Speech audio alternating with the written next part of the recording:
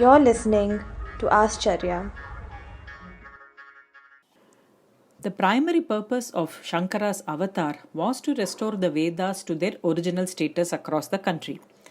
In a previous episode, we saw how Vyasa extended Shankara's life by 16 years, instructing him to go on a tour of victory, Digvijaya, to spread Vedanta. Shankara ultimately traversed the whole country not once but thrice in a span of 16 years, and all on foot.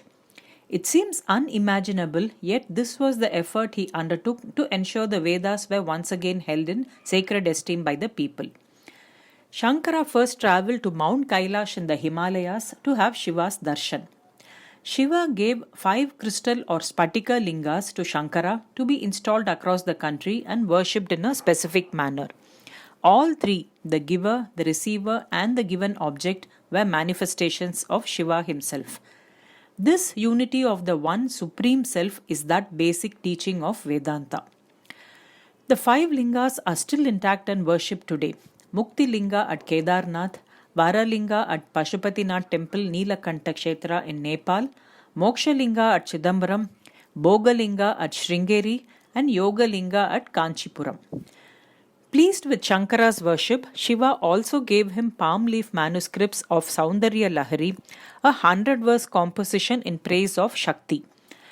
On his way back, Shankara was attacked by Shiva's bull Nandi, who snatched the manuscripts from him.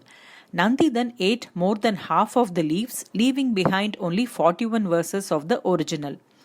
A desolate Shankara returned to Shiva to narrate the events, and Shiva encouraged him to compose 59 verses to complete the work. Shankara next went to Badri and Kedarnath to take blessings from his own guru Govinda Bhagavatpada and his guru Gaudapada, and then started his travel. Wherever he went, he met the local scholars to understand their philosophical views.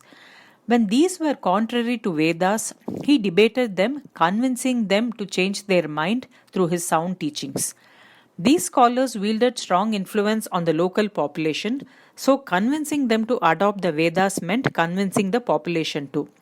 In this way, the purpose for which Shankara took birth was slowly getting accomplished.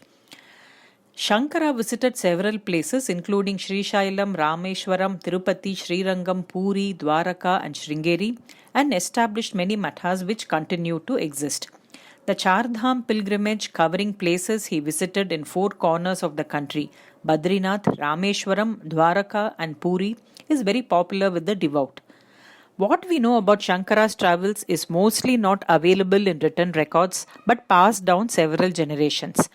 That his visits had a long lasting impact on the places he visited can be seen from their present status.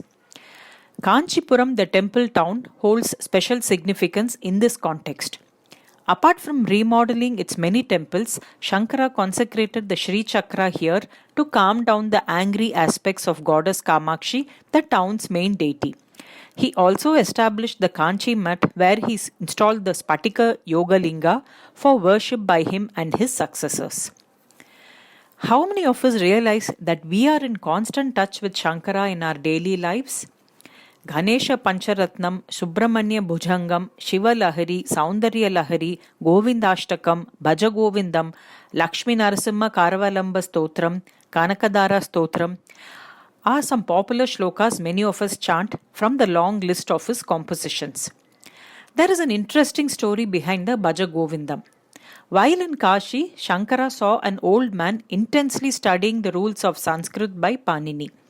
Feeling sorry for him that he was aspiring for intellectual accomplishment at an age when he should be praying and meditating, Shankara composed the Bhaja Govindam, a set of 31 verses that is about our wrong outlook for life and dispels our ignorance and delusions for better living. Shankara's contribution goes beyond Vedanta. He also integrated a region breaking up on religious grounds, highlighted the wonders of nature, and united people discarding language and cultural barriers. Kanchi Mahaperiyava considered Shankara Jayanti, Shankara's birthday, as the most important festival. Why so? Since Kali Yuga commenced over 2000 years ago, faith in the Vedas, Shastras, and Puranas had declined. Religious austerity dropped. new religions challenging the Vedas started flourishing. It was at such a time that Shankara was born, and he was solely responsible for reviving the glory of the Vedas and its practices. If we are celebrating Shivaratri, Gokulashtami, Sri Ramanavami today, it is because of Shankara's contribution over 2000 years ago. With this, the series on Shankara concludes. This is Sukanya signing off until the next series in a few weeks. In the meantime, don't forget to subscribe, like, comment, and share. Thank you for your support.